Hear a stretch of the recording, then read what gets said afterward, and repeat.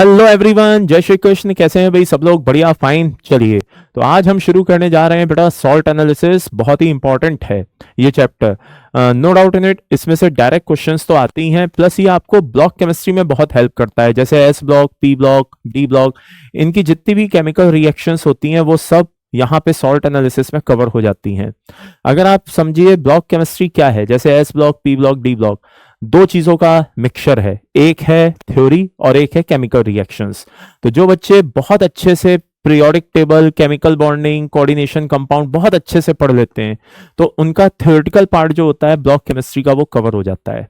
और जो बच्चे सॉल्ट एनालिसिस बहुत अच्छे से पढ़ लेते हैं उनका ब्लॉक केमिस्ट्री का केमिकल रिएक्शन वाला पार्ट, जिसको वो यूजुअली कहते हैं कि यार ये रिएक्शंस रटनी पड़ती हैं, ये वो लाइक दैट। आज मैं आपको बताऊंगा पूरा बैलेंस करके रिएक्शंस को कैसे होता है, क्या होता है। तो ये सारी चीजें बेटा उसमें क्या हो जाती हैं, बहुत अच्छे से कवर हो जाती हैं। तो अगर आप ब्लॉक केमिस्ट्री को बहुत अच्छे से उसको कंट्रोल करना चाहते हैं तो आपके शुरू के 4 chapter periodic, chemical bonding, coordination और सॉल्ट बहुत अच्छे होने चाहिए।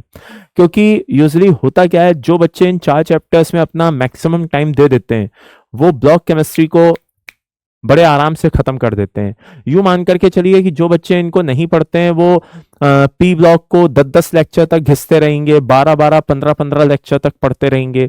डी ब्लॉक को वो 5-5, 6-6 लेक्चर तक पढ़ते रहेंगे। एस ब्लॉक को वो 2-2, 3-3, 4-4 लेक्चर तक पढ़ते रहेंगे। पता नहीं भगवान जाने क्या पढ़ते रहते हैं उसमें ऐसा।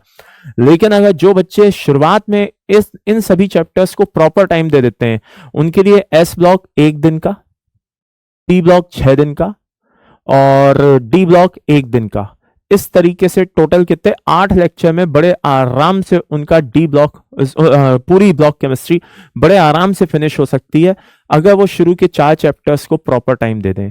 और ये दिन से मेरा मतलब यहाँ पे नंबर ऑफ लेक्चर्स से है। बात समझ में आ रही है? तो इसीलिए मैं आपको कह रहा हूं कि सॉल्ट एनालिसिस पढ़ें पहले और उसके बाद ब्लॉक केमिस्ट्री को आप करें तो आपको बहुत इजी होगा। ऐसा फील आएगा जैसे मान लो हम कुछ रिवीजन करने में लगे हुए हैं। चलिए आइए आज का कार्यक्रम शुरू करते हैं। आज सबसे पहले हम थ्योरी के ऊपर फोकस करेंगे और जैसा कि आप लोग जानते ही हैं कोऑर्डिनेशन में भी मैंने पहले पूरी थ्योरी दी थी और फिर उसके बाद क्वेश्चंस कराए थे। तो आज भी हम वही करने वाले हैं, पहले पूरी थ्योरी अच्छे से देखेंगे और देन उसके बाद अपन नेक्स्ट टर्न पे इसके क्वेश्चंस को वॉच करेंगे। ओके, तो आइए शुरुआत करते हैं। आज मैं आपको सारी की सारी जो कोई भी जितनी भी टाइप्स ऑफ रिएक्शंस जो सॉल्ट एनालिसिस में काम आती हैं वो सब बैलेंस करके सिखाऊंगा। बहुत अच्छे से ध्यान से देखिएगा, ठीक है। सबसे पहले बात आती है सॉल्ट एनालिसिस है क्या। मान लीजिए आपको एक मिक्सचर दे दिया जाए और उसमें बोला जाए कि इसमें पहचानो यार कैटायन है कि एनायन है। तो आइडेंटिफिकेशन ऑफ कैटायन और anion, that is called salt analysis.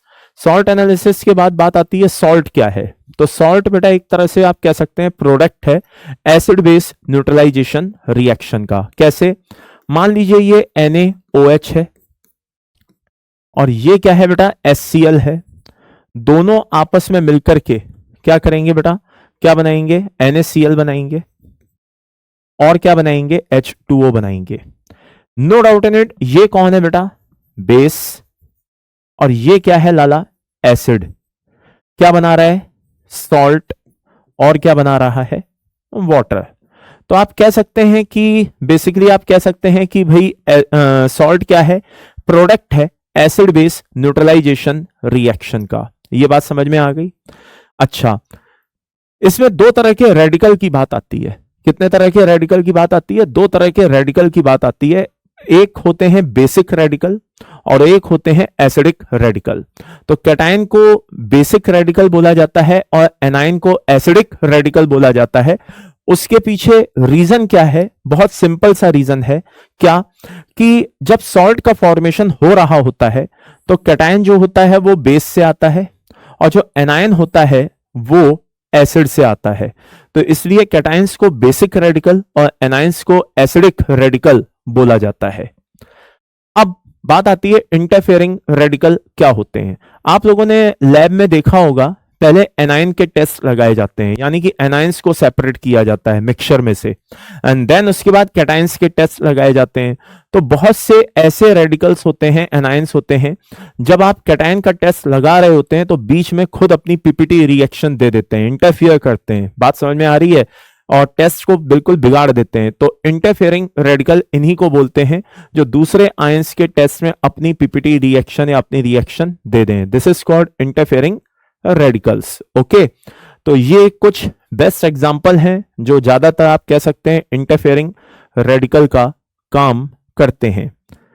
अब बात आती है टाइप्स ऑफ रिएक्शन की। जैसा कि मैंने आपको बोला था कि आज मैं आपको टाइप्स ऑफ रिएक्शंस बहुत अच्छे से बताने वाला हूं। बहुत ही इंपॉर्टेंट रिएक्शंस मैं आपके लिए लेकर के आया हूं, जरा ध्यान से और अच्छे से सुनिएगा। सबसे पहले टाइप्स ऑफ रिएक्शन में हम पढ़ेंगे आयन एक्सचेंज, फिर हम देखेंगे complex formation, acid base neutralisation, thermal decomposition reaction देखेंगे और फाइनली एंड में रेडॉक्स रिएक्शन देखेंगे। अगर आपसे एक सिंपल सा मैं क्वेश्चन पूछूं कि भाई सॉल्ट एनालिसिस में कितनी रिएक्शंस होंगी, मोस्ट प्रोबेबली, या यूं कहिए सॉल्ट एनालिसिस, ब्लॉक केमिस्ट्री सब मिला लिया जाए, कितनी रिएक्शंस होंगी, तो नो डाउट इन इट 500 से ज्यादा ही रिएक्शंस होंगी, 500 प्लस रिएक्शंस होंगी। ये बात समझ में आ रही है? लेकिन अगर यही क्वेश्चन मुझसे पूछा जाए कि भाई कितनी रिएक्शंस होंगी, तो मैं बोलूंगा 5 रिएक्शंस होंगी। आपने बिल्कुल सही सुना, मैं क्या बोलूंगा? 5 रिएक्शन होंगी। रीजन, ये जो 500 रिएक्शंस हैं ये एक्चुअल में नंबर ऑफ रिएक्शंस आप देख रहे हैं। अदरवाइज सही बात अगर देखी जाए, सच्चाई देखी जाए, तो सच्चाई ये है कि ये जो 500 रिएक्शंस हैं ये इन्हीं 5 में से कोई एक टाइप की रिएक्शन है। या तो वो आयन एक्सचेंज होगी, या वो कॉम्प्लेक्स फॉर्मेशन होगी, या वो एसिड बेस न्यूट्रलाइजेशन रिएक्शन होगी, या वो हीटिंग इफेक्ट होगा, या फिर वो रेडॉक्स रिएक्शन होगी। तो आज के बाद कभी भी कोई आपसे पूछे कि भाई ब्लॉक केमिस्ट्री और सॉल्ट एनालिसिस मिलाकर के कम से कम 500 प्लस रिएक्शंस होंगी, भाई तुम लोग कैसे याद करते हो?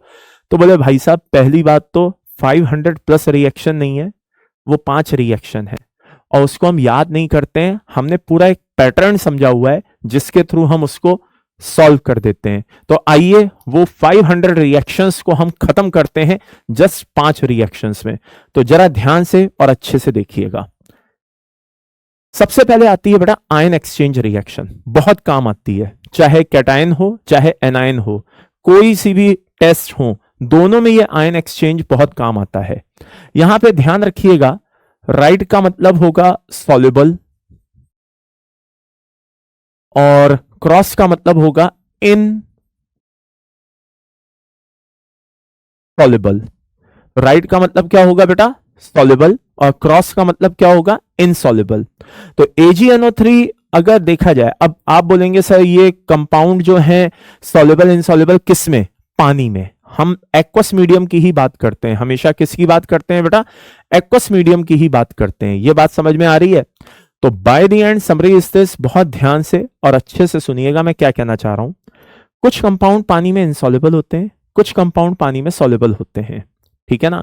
तो ये आपको पता होने चाहिए कि कौन से कंपाउंड सॉल्युबल होते हैं, कौन से कंपाउंड इनसॉल्युबल होते हैं, ये आपको पता होना चाहिए, ठीक है ना? तो आइए जरा इनको देखे लेते हैं, हाँ, कि कैसे क्या होगा आयन एक्सचेंज। सिल्वर नाइट्रेट क्या है लाला? Silver nitrate. सिल्वर नाइट्रेट जो होता है बेटा ये सॉल्युबल होता है। ये सारी चीजें बता दी जाती हैं, एक्चुअल में पहले ही बता दी जाती हैं, इसलिए मैं आपको कह रहा हूं कि आपको पता होने चाहिए। तो सिल्वर नाइट्रेट है साहब, सॉल्युबल है। NaCl कैसा है? सॉल्युबल है। बैठे बैठे आपको कुछ नहीं करना है, बस आयन एक्सचेंज कराना है। तो क्या बनेगा? AgCl बनेगा और NaNO3 बनेगा। ये बात समझ में आ रही है? AgCl कैसा होता है? इनसॉल्युबल, और NaNO3 कैसा होता है? सॉल्युबल। तो this is white colour PPT. कैसा होता है बेटा? व्हाइट कलर पीपीटी होता है। अब आप देखिए दो सॉल्युबल ने मिलकर के एक पीपीटी का फॉर्मेशन किया, वो भी कैसे? आयन एक्सचेंज करके। नाम पड़ गया PPT formation reaction. Barium sulphide है और ZnSO4 है, आपस में रिएक्ट कर रहे हैं, तो क्या बनेगा? BaSO4 बनेगा, और क्या बनेगा? साथ में क्या बनेगा? ZnS बनेगा। अब जरा ध्यान से समझने की कोशिश करिएगा, ये आयन एक्सचेंज करके ये दोनों बने हैं। ये कैसा होता है? सॉल्युबल, ये कैसा होता है सॉल्युबल, ये कैसा होता है इनसॉल्युबल, ये कैसा होता है इनसॉल्युबल। कहने का मतलब है बेरियम सल्फाइड, आई मीन जो सल्फाइड ग्रुप होते हैं, सल्फाइड के सॉल्ट होते हैं, तो फर्स्ट ए और सेकंड ए ग्रुप के जितने भी सल्फाइड होते हैं, अमोनियम सल्फाइड हो, फर्स्ट ए ग्रुप का सल्फाइड हो, सेकंड ए ग्रुप का सल्फाइड हो, ये सब पानी में सॉल्युबल होते हैं। सल्फेट्स भी ज्यादातर पानी में कैसे होते हैं बेटा, सॉल्युबल होते हैं, कुछ एक को छोड़कर, जैसे BSP, बी बोले तो Ba+2, S बोले तो Si+2, P बोले तो Pb+2, ये कैसे होते हैं बेटा, इनसॉल्युबल होते हैं, बाकी सब सॉल्युबल होते हैं। तो होता क्या है, जब ये आयन एक्सचेंज करते हैं तो आपको पता होना चाहिए, आयन एक्सचेंज करते समय कंपाउंड तो बनता हुआ आपको दिख ही जाएगा, बस आपको ये पता होना चाहिए कि इनमें से कौन सॉल्युबल है कौन इनसॉल्युबल है। तो भाई ये दोनों के दोनों कैसे हैं लाला, ये दोनों के दोनों कैसे हैं, इनसॉल्युबल। तो दो सॉल्युबल ने मिलकर के दो इनसॉल्युबल कंपाउंड्स का फॉर्मेशन किया, नाम पड़ गया डबल PPT फॉर्मेशन रिएक्शन। आगे बढ़ते हैं। इसके बाद बात आती है बेटा PPT एक्सचेंज रिएक्शन। देखिए PPT एक्सचेंज रिएक्शन का मतलब क्या है, जो सॉल्ट पहले कभी सॉल्युबल था वो इनसॉल्युबल हो गया, जो कभी इनसॉल्युबल था वो सॉल्युबल हो गया। तो कैल्शियम हाइड्रोक्साइड और सोडियम कार्बोनेट आपस में रिएक्ट करेंगे, क्या बनेगा, NaOH बनेगा, और क्या बनेगा आपका ये एक तो NaOH बनेगा और क्या बनेगा, कैल्शियम कार्बोनेट बनेगा। ये बात समझ में आ गई, आयन एक्सचेंज हुआ है। तो ये कैसा था, इनसॉल्युबल, ये कैसा था सॉल्युबल, ये कैसा था सॉल्युबल, ये कैसा था इनसॉल्युबल। तो भाई हाइड्रोक्साइड जो पहले इनसॉल्युबल था अब वो सॉल्युबल हो गया, जो पहले सॉल्युबल था अब वो इनसॉल्युबल हो गया, इसे कहते हैं PPT एक्सचेंज रिएक्शन।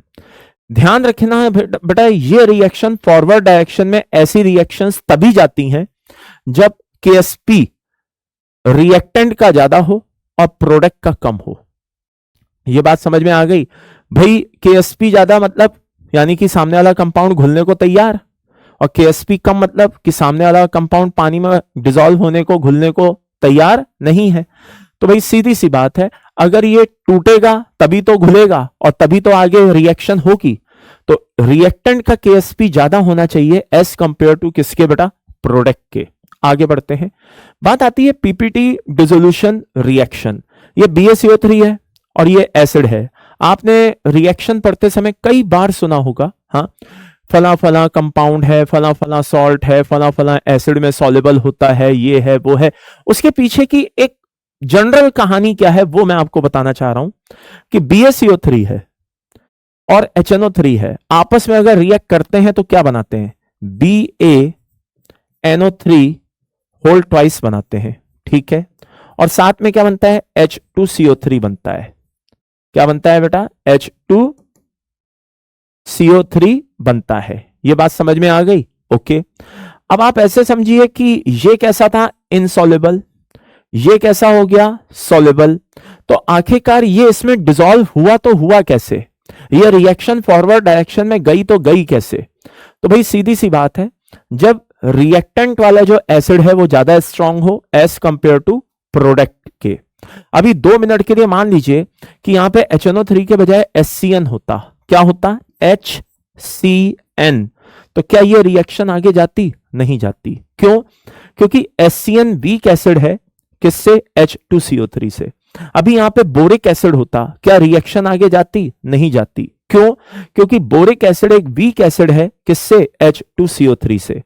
तो वही बात यहां पे मैंने बताने की कोशिश की है, क्या, जरा ध्यान से सुनिएगा कि ये रिएक्शन फॉरवर्ड डायरेक्शन में तभी जाती है जब रिएक्टेंट एसिड यानी कि जो आपने यूज किया है वो एसिड ज्यादा क्या हो बेटा, आई रिपीट, वो एसिड ज्यादा स्ट्रांग हो एज कंपेयर टू किसके बेटा, प्रोडक्ट के, एज कंपेयर टू किसके लाला, प्रोडक्ट के। ये बात समझ में आ गई, अच्छे से क्लियर है सभी को। चलिए, तो कुल मिलाकर के आयन एक्सचेंज रिएक्शन हमने कितनी पढ़ी बेटा, 4 टाइप की पढ़ी, ठीक है ना, और इनको अच्छे से समझ लिया। तो ये रिएक्शन ज्यादातर आपके कैटायन एनायन सब में काम आएंगी, इनको बहुत ध्यान से अच्छे से एक बार देख लीजिएगा। अब आगे बढ़ते हैं। अब बात आती है बेटा कॉम्प्लेक्स फॉर्मेशन रिएक्शन। बहुत ध्यान से अच्छे से देखिएगा कैसे क्या होता है। देखिए, आप लोगों ने कई बार देखा होगा कि कभी कोई मतलब जो सॉल्ट है वो किसी के साथ कॉम्प्लेक्स बना रहा है, मगर मजे की बात वही सॉल्ट किसी के साथ कॉम्प्लेक्स नहीं बना रहा है। अब हमारे लिए सबसे ज्यादा ये चैलेंज हो जाता है कि आखिरकार कब कौन किसके साथ कॉम्प्लेक्स बना रहा है और कौन किसके साथ कॉम्प्लेक्स नहीं बना रहा है। तो आइए मैं आपको बताता हूं, जरा ध्यान से देखना। क्यूएसपी नंबर 1 बताने जा रहा हूं। क्या बताने जा रहा हूं बेटा? क्यूएसपी नंबर 1। जरा ध्यान से देखिएगा अच्छे से।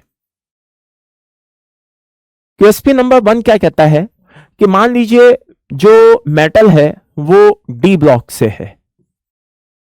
कहां से है बेटा? डी ब्लॉक मेटल है 2 मिनट के लिए मान लीजिए। तो जब आप इसके सामने किसको लाएंगे बेटा? एसएफएल को लाएंगे। किसको लाएंगे? एसएफएल को लाएंगे। ये बात समझ में आ रही है? ये बड़े आराम से इसके साथ क्या बनाएगा? कॉम्प्लेक्स बनाएगा। इसके पीछे लॉजिक क्या होता है भाई? देखो, एसएफएल को एक प्रॉपर स्प्लिटिंग चाहिए होती है और वो स्प्लिटिंग डी ऑर्बिटल्स की, वो स्प्लिटिंग डी ब्लॉक के मेटल्स बड़ी आसानी से प्रोवाइड करा देते हैं।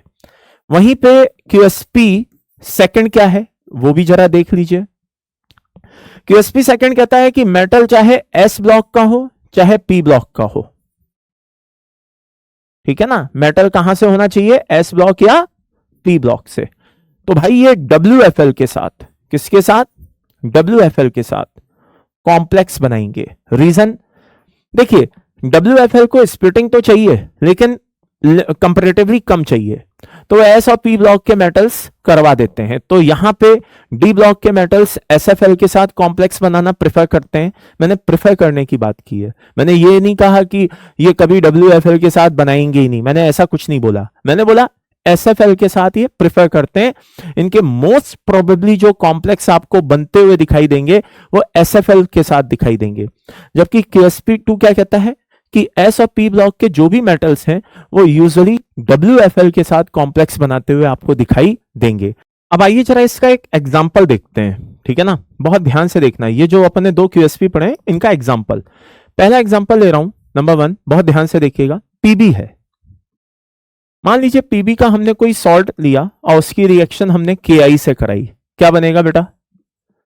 PbI2 बनता है। ये येलो कलर PPT होता है। अब ये जो PbI2 बनकर के तैयार हुआ, हमने इसकी रिएक्शन वापस से KI से कराई। कहने का मतलब है टेस्ट ट्यूब है, उसमें Pb+2 आयन थे, KI डाला, येलो कलर PPT आ गया PbI2 का। हम रुके नहीं, हमने KI को हम ऐड करते गए, एक्सेस में लाते गए। तो क्या होगा बेटा? जो ये KI है और PbI2 आपस में रिएक्ट करके और सारा PPT क्या कर देंगे? डिसॉल्व कर देंगे और एक सॉल्युबल कॉम्प्लेक्स बना लेंगे PbI4(2-). ये बात समझ में आ गई? PbI4(2-).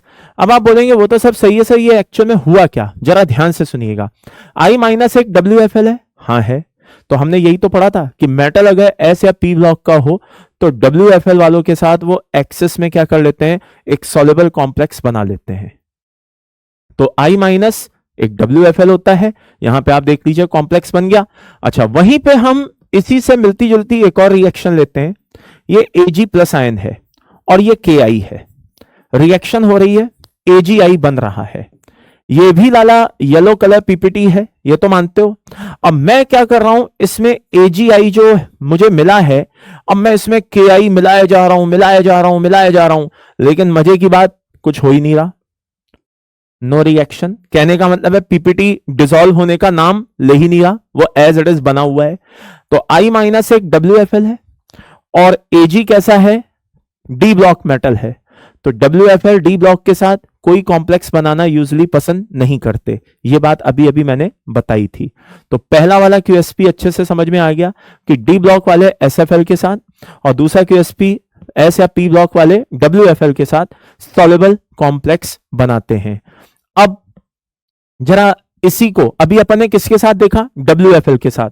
मैं कहता हूं इसी चीज को अपन अभी किसके साथ देखेंगे? SFL के साथ।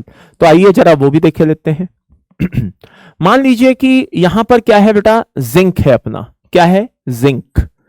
तो ये जिंक है ना।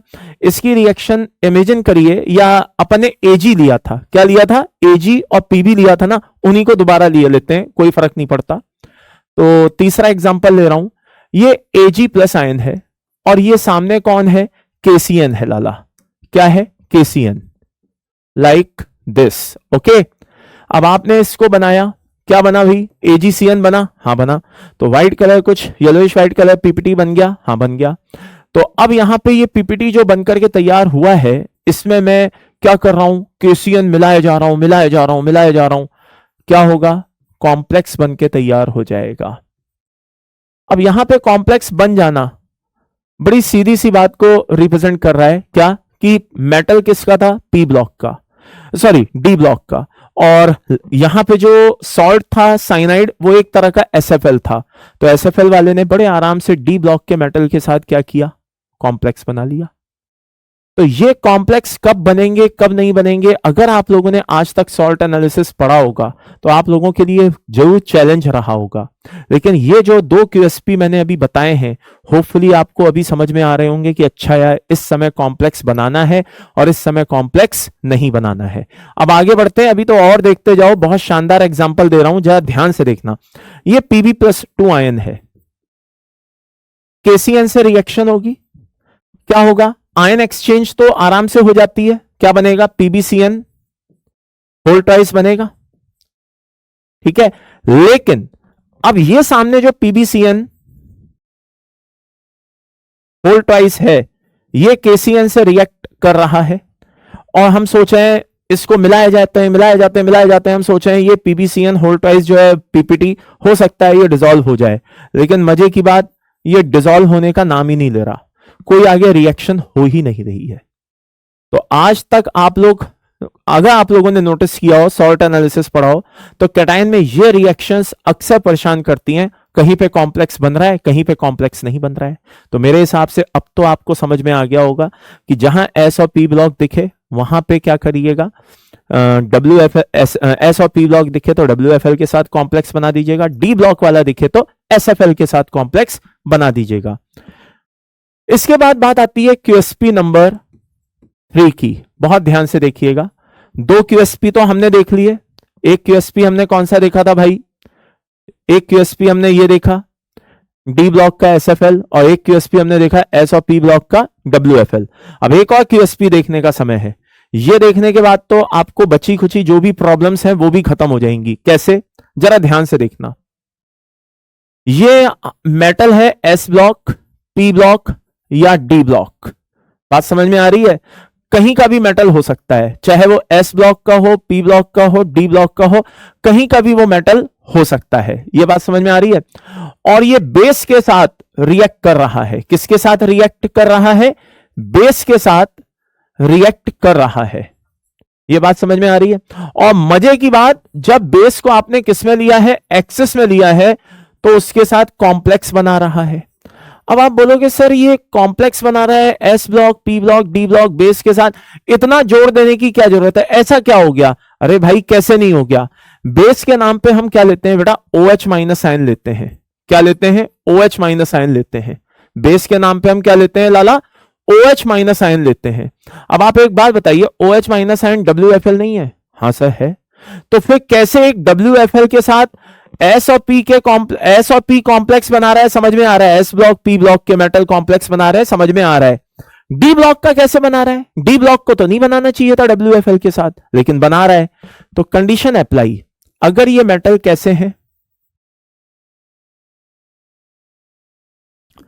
अगर ये मेटल एम्फोटेरिक है, अगर ये मेटल एम्फोटेरिक है तो बड़े आराम से कॉम्प्लेक्स बन सकता है। अब आप बोलेंगे सर एग्जांपल, आइए मैं आपको बताता हूं। मान लीजिए कि ये Pb+2 है, ओके, और ये सामने NaOH है, ओके। क्या होगा? PbOH होल ट्वाइस बनेगा? हाँ सर बनेगा। व्हाइट कलर PPT होता है। अब मैं क्या कर रहा हूं? PbOH होल ट्वाइस जो मेरा ये बनकर के तैयार हुआ है, I repeat, PbOH whole twice जो बनकर तैयार हुआ है, इसको मैं NaOH से इसकी रिएक्शन कराया जा रहा हूं, कराया जा रहा हूं, कराया जा रहा हूं। क्या हो रहा है? धीरे धीरे ये उसमें डिसॉल्व होता जा रहा है और यहां पे क्या बनके तैयार हो गया? PbOH होल 4 2- कॉम्प्लेक्स बनके तैयार हो गया। ये बात समझ में आ गई? ये कॉम्प्लेक्स बनकर के तैयार हो गया। यहां तक अच्छे से क्लियर हो गया भाई? आई रिपीट, ये चीज बढ़िया से क्लियर हो गई। ये कॉम्प्लेक्स बनकर के क्या हो गया बेटा, तैयार हो गया। अब आगे जरा ध्यान से और अच्छे से सुनिएगा, जस्ट अ सेकेंड।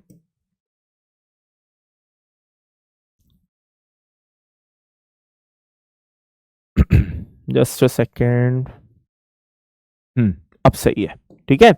तो ये कॉम्प्लेक्स अपना बनकर के तैयार हो गया। अब यहीं पे मैं लाता हूं किसको, ये तो पहला एग्जांपल हो गया पीबी का, जिंक को लाता हूं। किसको लाता हूं, जिंक को। तो Zn और Zn+2 सॉल्ट है बेटा, और ये क्या है आपके सामने NaOH है। क्या बनेगा, ZnOH होल ट्वाइस बनेगा, हाँ बनेगा। यहां तक तो कोई समस्या नहीं थी। लेकिन अब आगे क्या हो रहा है, ZnOH होल ट्वाइस जो है जब NaOH के साथ रिएक्ट कर रहा है तो यहां पे क्या बनता हुआ दिखाई दे रहा है, ZnOH होल 4 2- बनता हुआ दिखाई दे रहा है। तो भाई साहब एक डी ब्लॉक का मेटल और वो भी WFL के साथ कॉम्प्लेक्स बना रहा है, ऐसी क्या मजबूरी है? रीजन कि ये एम्फोटेरिक है। तो एम्फोटेरिक मेटल्स जो होते हैं वो बेस में सॉल्युबल होते हैं। एम्फोटेरिक मेटल, एम्फोटेरिक सॉल्ट, ये बेस में क्या होते हैं, सॉल्युबल होते हैं। एम्फोटेरिक मेटल के सॉल्ट हो चाहे एम्फोटेरिक मेटल खुद हो, ये बेस में सॉल्युबल होते हैं और रिएक्शन हो जाती है। ये बात अच्छे से समझ में आती है। तो S, P और D कोई भी ब्लॉक का मेटल NaOH के साथ मिलके एक्सिस में कॉम्प्लेक्स बना सकता है, यानी कि उसके एक्सिस में डिसॉल्व हो सकता है। कंडीशन अप्लाई, एम्फोटेरिक होना चाहिए। यह बात अच्छे से समझ में आ गई। इसके बाद बात आती है बेटा QSP नंबर 4 की। जो नोबल मेटल होते हैं जैसे अपना Ag हो गया, Au हो गया, Hg हो गया, Pt हो गया, ये बेटा बेस के साथ जब रिएक्ट करते हैं, किसके साथ रिएक्ट करते हैं, बेस के साथ, तो बेटा मेटल ऑक्साइड बनाते हैं। क्या बनाते हैं, मेटल ऑक्साइड बनाते हैं। फॉर एग्जाम्पल मान लो Ag है, क्या है, Ag+ कोई सॉल्ट है और इसकी रिएक्शन हमने NaOH से करा दी। तो ये मत सोचना कि सिल्वर हाइड्रोक्साइड बनेगा, AgOH बनेगा, गलत। ऐसा सोचना गलत है। क्या बनेगा, Ag+ और NaOH आपस में मिलकर के क्या बनाएंगे लाला, Ag2O बनाएंगे। ये बात ध्यान रखिएगा, हाइड्रोक्साइड मत बना दीजिएगा। क्या बनेगा, ऑक्साइड बनेगा। तो कॉम्प्लेक्स फॉर्मेशन होपफुली आपको अच्छे से समझ में आ गया होगा। अपने 2-3 टाइप की रिएक्शंस फंसती हैं, मेरे हिसाब से अब आपको कहीं से कहीं तक कोई दिक्कत नहीं आनी चाहिए। आगे बढ़ते हैं। एसिड बेस न्यूट्रलाइजेशन रिएक्शन तो बहुत ही सिंपल है भाई। कोई भी एसिड ले आओ जैसे HCl है, और कोई भी बेस ले आओ जैसे NaOH है, क्या बनेगा, NaCl बनेगा, और क्या निकलेगा, H2O बनेगा। कार्बन डाइऑक्साइड ले आओ, और क्या ले आओ, बोले तो कार्बन डाइऑक्साइड ले आओ और यहां से कैल्शियम ऑक्साइड ले आओ, क्या बनेगा, CaCO3 बनेगा। तो कहने का मतलब है कुल मिलाकर के कि एसिड बेस रिएक्शन भी सॉल्ट एनालिसिस में काम आती हैं। आगे बढ़ते हैं। अब बात आती है थर्मल डिकम्पोजिशन रिएक्शन की। देखिए थर्मल डिकम्पोजिशन रिएक्शन में 4 एनायन बहुत इंपॉर्टेंट हैं, कार्बोनेट, सल्फेट, हाइड्रोक्साइड, और एक एनायन है बेटा नाइट्रेट। तो ये चारों एनायन हमको पता होने चाहिए कि इनका हीटिंग इफेक्ट कैसे होता है, क्या होता है। तो आइए सबसे पहले बात करते हैं कार्बोनेट की। बहुत ध्यान से और अच्छे से देखिएगा कि ये रिएक्शंस कैसे होती हैं, क्या होता है, जरा ध्यान से अच्छे से देख लीजिएगा। सबसे पहले बात आती है कार्बोनेट की। कार्बोनेट में मान लो हमने क्या लिया बेटा, Li2CO3 लिया, Na2CO3 लिया, K2CO3 लिया, Rb2CO3 लिया और CS2CO3 लिया। अब आप देख सकते हैं ऊपर से नीचे जाने पे कैटायन का साइज क्या होता जा रहा है, बढ़ता जा रहा है। तो फाई कम होता जाएगा, कोवेलेंट कैरेक्टर कम होते जाएंगे, आयनिक कैरेक्टर बढ़ता जाएगा, यानी कि थर्मल स्टेबिलिटी बढ़ती चली जाएगी। थर्मल स्टेबिलिटी क्या होती जाएगी बेटा, बढ़ती चली जाएगी। थर्मल स्टेबिलिटी बढ़ने का मतलब होता है बेटा कि सेम टेम्परेचर पे मान लो कोई पहले टूट रहा है, कोई बाद में टूट रहा है, तो कहने का मतलब है कि एक टूट रहा है या एक नहीं टूट पा रहा है, तो जो टूट रहा है यानी कि वो थर्मली लेस स्टेबल है, जो नहीं टूट पा रहा है इसका मतलब वो थर्मली हाईली स्टेबल है। ये बात समझ में आई। तो Li2CO3 को जब आप हीट करते हैं तो ये बनाता है बेटा Li2O प्लस CO2, क्योंकि ये थर्मली सबसे कम स्टेबल है। लेकिन जब आप इसको हीट करते हैं बाकी बचे हुए को, सोडियम को, पोटेशियम को, रुबिडियम को, सीजियम को, तो भैया इनका सीधा सा प्रिंसिपल है, जान जाए पर वचन ना जाए, मतलब मेल्ट हो जाएंगे लेकिन रिएक्शन नहीं देंगे, ये थर्मली इतने ज्यादा स्टेबल होते हैं। इसके बाद बात आती है बाकी बचे हुए जितने भी मेटल कार्बोनेट हैं पीरियोडिक टेबल में, वो सब कैसे ब्रेक होना पसंद करते हैं, मेटल ऑक्साइड प्लस CO2 में। इसके बाद बात आती है नोबल मेटल्स की। नोबल मेटल्स जैसे Ag, Hg, Au और Pt, ये कैसे ब्रेक होते हैं। मान लीजिए जैसे अपना Ag है, तो Ag2CO3 कैसे ब्रेक होगा बेटा, Ag2O प्लस CO2 में ब्रेक होगा। अब Ag2O एक नोबल मेटल है, क्या है बेटा, नोबल मेटल है। यह बात समझ में आ रही है। और नोबल मेटल ऐसा मेटल है कि ऑक्सीजन से इसकी एफिनिटी बिल्कुल ना के बराबर होती है, तो जब आप इसको हीट करोगे तो ये Ag में ब्रेक हो जाएगा और ऑक्सीजन क्या हो जाएगी, रिलीज हो जाएगी। तो यानी कि ये नेगेटिव फॉर्म में रिलीज हो जाएगा। तो आप कह सकते हैं सेम को अपन क्या करेंगे बेटा, उड़ाए देते हैं लाइक दिस। तो आप कह सकते हैं कि on heating, I repeat on heating, जो नोबल मेटल्स होते हैं वो native form of corresponding metal whatever जो भी आप मेटल यूज कर रहे हैं उसकी नेटिव फॉर्म देते हैं, प्लस CO2 देते हैं, प्लस ऑक्सीजन रिलीज कर देते हैं। तो ये अपने कौन हो गए बेटा, कार्बोनेट हो गए। अब आप बोलेंगे सर सल्फेट और हाइड्रोक्साइड में क्या होता है, तो आइए देख करके आपको बड़ी खुशी मिलने वाली है। क्या, बहुत ध्यान से देखिएगा। जो रिएक्शन आपने कार्बोनेट के साथ पढ़ी है सेम रिएक्शन सल्फेट और हाइड्रोक्साइड के साथ भी होती है, बस अंतर इतना सा है। क्या, जरा ध्यान से और अच्छे से सुनिएगा। अंतर क्या है, अंतर बस इतना सा है कि जहां कार्बोनेट CO2 देते हैं वहीं पे अपना सल्फेट SO3 दे देता है और वहीं पे अपना OH माइनस H2O दे देता है। दैट्स ऑल, बस इतना सा अंतर है। ये बात समझ में आ गई। हाँ, बाकी सब कुछ सेम है। अगर आप मुझसे पूछे यहाँ पे Na2SO4, मैं बोलूंगा नो रिएक्शन। अगर आप मुझसे बोले Li2SO4, मैं बोलूंगा Li2O plus SO3। That's all, बहुत सिंपल सा फंडा है, बहुत सिंपल सा। तो अब दुनिया भर का कोई भी आप मेटल कार्बोनेट, मेटल सल्फेट, जो भी लाना है आपको, हाँ हाइड्रोक्साइड ले आओ, सेम रिएक्शन पाओ। ZnCO3 ZnO plus CO2, ZnSO4 ZnO plus SO3। तो भाई बिखरी बिखरी रिएक्शंस को इधर उधर याद करने के बजाय ये हमने क्या किया, एक जगह चीजों को ला करके रख दिया। इसके बाद बात आती है बेटा नाइट्रेट आयन की। इनके ब्रेक होने का जो तरीका है बेटा वो थोड़ा सा डिफरेंट होता है। कैसे, आइए मैं आपको बताता हूं। ये NO3 माइनस है, हाँ है। यहां पे LiNO3 है, NaNO3, KNO3, RbNO3, CsNO3। LiNO3 जो होता है बेटा इसके नो डाउट थर्मली कम स्टेबल होता है, तो इसके टूटने का तरीका अलग होता है। ये देता है Li2O plus NO2 plus O। Okay, लेकिन ये सब क्या करते हैं, ये सब पहले ऑन हीटिंग देते हैं मेटल नाइट्रेट से, क्या देते हैं, मेटल नाइट्राइट, यानी कि MnO2 में ब्रेक हो जाते हैं, और साथ में देते हैं बेटा ऑक्सीजन। ये बात समझ में आई।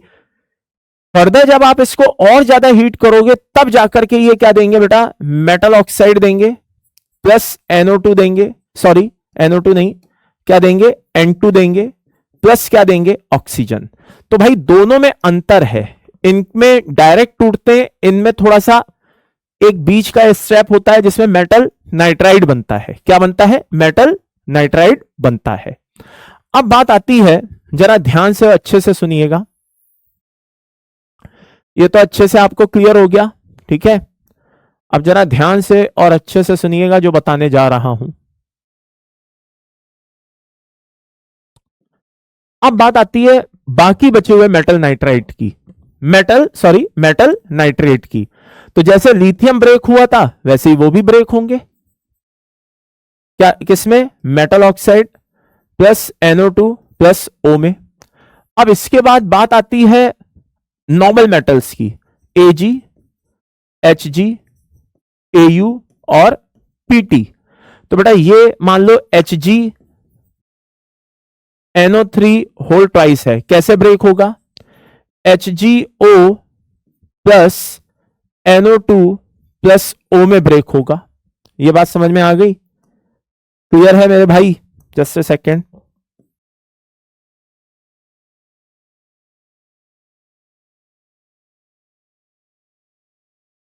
ओके, क्या साथ में बनेगा? O। और फर्दर ये जो HgO है ये ब्रेक हो जाएगा बेटा किसमें? Hg प्लस O में। तो सेम सेम को क्या करते हैं लाला? उड़ाए देते हैं लाइक दिस। ये लो भाई, कर लोगे अच्छे से? हो जाएगा भाई, कोई दिक्कत?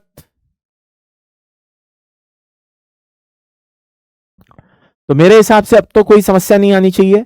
तो जितने भी मेटल नाइट्रेट हैं वो इस तरह से ब्रेक होते हैं। तो आपको पता होना चाहिए कि मेटल नाइट्रेट कैसे ब्रेक होते हैं, मेटल क्या कहते हैं, कार्बोनेट, सल्फेट, हाइड्रोक्साइड कैसे ब्रेक होते हैं, और इनके ऊपर डायरेक्ट क्वेश्चंस पूछ लिए जाते हैं। तो आपको ये दोनों चीजें बहुत अच्छे से क्लियर होनी चाहिए। अब आगे बढ़ते हैं। अगला आता है बेटा अमोनियम सॉल्ट, बहुत ही इंपॉर्टेंट है। इसके ऊपर रिसेंट में क्वेश्चन भी आया था, इसलिए कह रहा हूं। जरा ध्यान से देख लेना, heating effect of ammonium salt बहुत इंपॉर्टेंट है। देखिए अमोनियम सॉल्ट जो होता है वो बेसिकली ऐसे होता है। कैसे? Ammonium plus salt like this, NH4 plus और X माइनस का कॉम्बिनेशन होता है। X माइनस जो है वो ऑक्सीडाइजिंग एजेंट हो भी सकता है, और X माइनस जो है वो नॉन ऑक्सीडाइजिंग एजेंट भी हो सकता है। कहने का मतलब है जो X माइनस है वो ऑक्सीडाइजिंग एजेंट यानी कि सामने वाले को ऑक्सीडाइज भी कर सकता है और नहीं भी कर सकता है। तो यहां पे अगर मैं X माइनस की बात करूं, किसकी बात करूं? X माइनस की। तो बेटा एक होता है NO3 माइनस, एक होता है NO2 माइनस, एक होता है Cr2O7 2 माइनस, और एक होता है अपना जैसे IO3 माइनस हो गया। ठीक है ना? ये अपने सारे के सारे कौन है बेटा? ऑक्सीडाइजिंग एजेंट हैं। कौन है ये सारे के सारे? ऑक्सीडाइजिंग एजेंट हैं। दोबारा से देख लीजिए, NO3 minus, NO2 minus, Cr2O7 2 minus, IO3 minus, ये सारे के सारे कौन है? ऑक्सीडाइजिंग एजेंट है। तो नॉन ऑक्सीडाइजिंग कौन है? नॉन ऑक्सीडाइजिंग में जैसे सल्फेट, कार्बोनेट, हाइड्रोक्साइड, सल्फाइड, ठीक है ना, और हैलाइड बोले तो कोई भी हो सकता है, क्लोराइड, ब्रोमाइड, आयोडाइड, कोई भी हो सकता है। ये सब नॉन ऑक्सीडाइजिंग है। अब दोनों में अंतर क्या है? ये जो ऑक्सीडाइजिंग एजेंट होते हैं ये सामने वाले को क्या कर देते हैं बेटा? ऑक्सीडाइज कर देते हैं, अमोनियम आयन को ऑक्सीडाइज कर देते हैं। तो इनके केस में अमोनियम आयन किस में कन्वर्ट हो जाता है बेटा?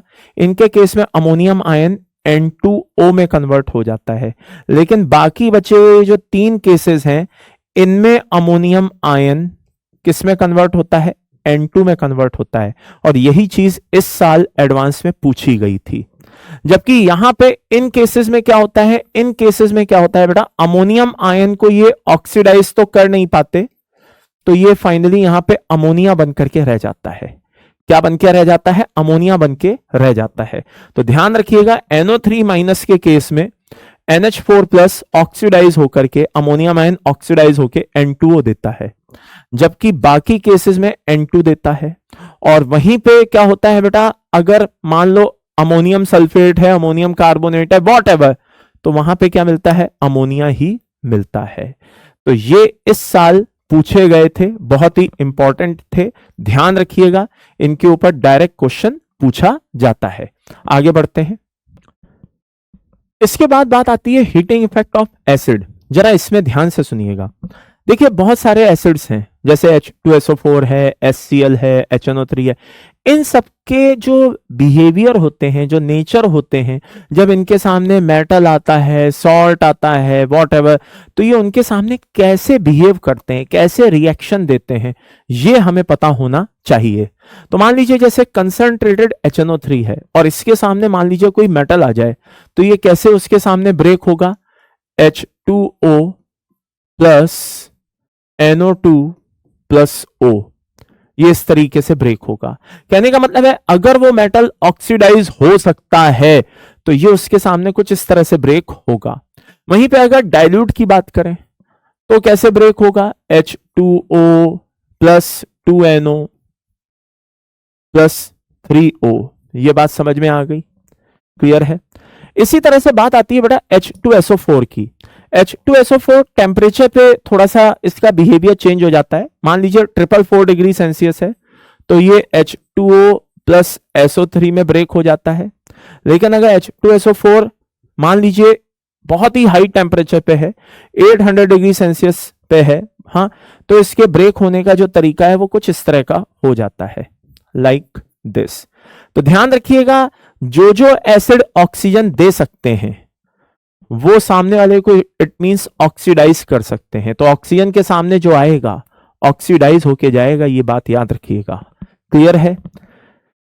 तो ये वो एसिड हैं जिनके ब्रेक होने का तरीका ये होता है। इसके अलावा कुछ और भी होते हैं, जैसे अपना H3PO4 हो गया, H3BO3 हो गया, ये फॉस्फोरिक एसिड, बोरिक एसिड, इनके हीटिंग इफेक्ट भी बहुत इंपॉर्टेंट है और डायरेक्ट इनके ऊपर क्वेश्चन आता है। तो जैसे फॉस्फोरिक एसिड है, क्या है, फॉस्फोरिक एसिड, तो इसके लिए याद रखना लाला ppm। क्या याद रखिएगा, ppm। अब आप बोलेंगे सर ये ppm क्या है, क्या पार्ट्स पर मिलियन है? नहीं बेटा, ये पार्ट्स पर मिलियन नहीं है, ये पार्ट्स पर मिलियन नहीं है, ठीक है। आई रिपीट, ये पार्ट्स पर मिलियन नहीं है। तो फिर क्या है, देखिए पहले P का नाम होता है फॉस्फोरिक, दूसरे P का नाम होता है पायरोफॉस्फोरिक, M का नाम होता है मेटाफॉस्फोरिक। यानी कि फॉस्फोरिक एसिड को जब आप हीट करोगे तो बनेगा यहां पे H4P2O7 यानी कि पायरोफॉस्फोरिक, और पायरोफॉस्फोरिक को अगर आप हीट करोगे तो बनेगा HPO3, बोले तो मेटाफॉस्फोरिक, और मेटाफॉस्फोरिक को अगर आप हीट करोगे तब तो फिर एनहाइड्रिक फॉर्म बनके तैयार हो जाएगी, बोले तो P4O10, और वाटर सारा का सारा रिलीज हो जाएगा, दैट्स ऑल।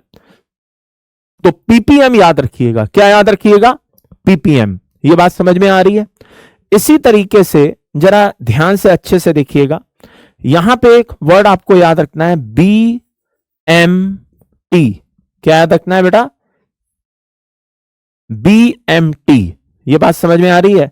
अब आप बोलेंगे सर ये BMT क्या है, तो बिल्कुल भाई अभी बताते हैं कि ये BMT क्या है। जरा ध्यान से अच्छे से देखिए कि ये BMT क्या है। BMT, इसका कलर थोड़ा सा चेंज कर देते हैं भाई, है ना, जिसमें प्रॉपर दिखाई दे जाए, ये सही है, इसमें दिखाई दे रहा है। तो BMT क्या है, BMT का मतलब है बेटा, B मींस है बोरिक एसिड, H3BO3 आपको दिखाई दे रहा है।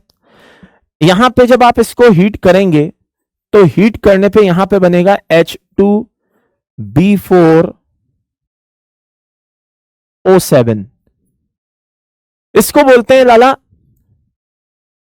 सॉरी थोड़ा गड़बड़ कर दिया, जस्ट ए सेकेंड, दोबारा बोलता हूं। बी को बोलते हैं बेटा बोरिक एसिड, क्या बोलते हैं, बोरिक एसिड। M यहां पे है यानी कि क्या बनेगा, HBO2 बनेगा, और इसको बोलते हैं बेटा मेटाबोरिक एसिड। फिर जब आप इसको भी और ज्यादा हीट करोगे तो यहां पे बनेगा बेटा H2B4O7, और इसको बोलते हैं बेटा टेट्राबोरिक एसिड। क्या बोलते हैं? टेट्राबोरिक एसिड। और ज्यादा इसको आप हीट करोगे तो क्या बनेगा बेटा? B2O3 बनेगा और सारा का सारा वाटर निकल जाएगा और ये होती है एक तरह की एनहाइड्रिक फॉर्म। क्या होती है बेटा? एनहाइड्रिक फॉर्म। तो फास्फोरिक एसिड को आप हीट करेंगे तो पायरो, पायरो को हीट करेंगे तो मेटा, इसी तरह से बोरिक को हीट करेंगे तो यहां पे मेटा, और मेटा को हीट करेंगे तो टेट्रा। इस तरह के कंपाउंड बन बन करके तैयार होते हैं। तो ये हीटिंग इफेक्ट आपको पता होने चाहिए। अब बात आती है बेटा, कभी कभी कुछ ऑक्सी एसिड जो होते हैं, हाँ, वो अपनी मैक्सिमम ऑक्सीडेशन में होते हैं, तो कुछ ऐसे भी होते हैं जो अपनी इंटरमीडिएट ऑक्सीडेशन में होते हैं, यानी कि ना तो मैक्सिमम में होते हैं ना मिनिमम में होते हैं, बीच की ऑक्सीडेशन में होते हैं। और ऐसे कंपाउंड क्या करते हैं बेटा? डिसप्रपोर्शनेशन शो करते हैं। तो जैसे HNO2 की बात की जाए, किसकी बात की जाए? HNO2। HNO2 कैसे बिहेव करता है जरा ध्यान से देखना। ये अपना HNO2 है, ये सबसे पहले ब्रेक होगा H2O plus 2NO plus O में। ये बात समझ में आ रही है? अब ये जो O है अपने बाकी बचे हुए HNO2 को क्या कर देगा? ऑक्सीडाइज कर देगा। क्या कर देगा? ऑक्सीडाइज कर देगा। और किस में बदल देगा? इसको HNO3 में बदल देगा। किस में बदल देगा? HNO3 में बदल देगा। ये बात समझ में आ गई? अब क्या करें भाई? सेम सेम को क्या करो? उड़ा दो, और जो बचे वो बता दो। तो क्या बचा भाई? 3 HNO2 और मिलकर के क्या देगा? आई रिपीट, मिलकर के क्या देगा? ये HNO3 देगा, 2NO देगा प्लस H2O देगा। That's all. तो यही चीज हमको यहां पे मेंशन कर देनी है। आई रिपीट, यही चीज हमें यहां मेंशन करनी है। 3 HNO2 क्या देते हैं? HNO3 देते हैं, 2NO देते हैं, और क्या देते हैं? H2O देते हैं। तो क्या ये डिसप्रपोर्शनेशन है? बिल्कुल है। एक +3 किसमें कन्वर्ट हो गया? +5 और +2 में। An example of disproportionation reaction. और अगर ये कैसे कन्वर्ट हुआ कोई पूछे तो ये मैकेनिज्म बता देना भाई, वेरी सिंपल। अब बात आती है अगला H3PO2 और H3PO3 की। आइए उसको भी देखे लेते हैं। ये H3PO2 है, हाँ है। कैसे ब्रेक होगा? इसमें से PH3 निकाल दो तो क्या बचेगा बेटा? 2 O बचेंगे।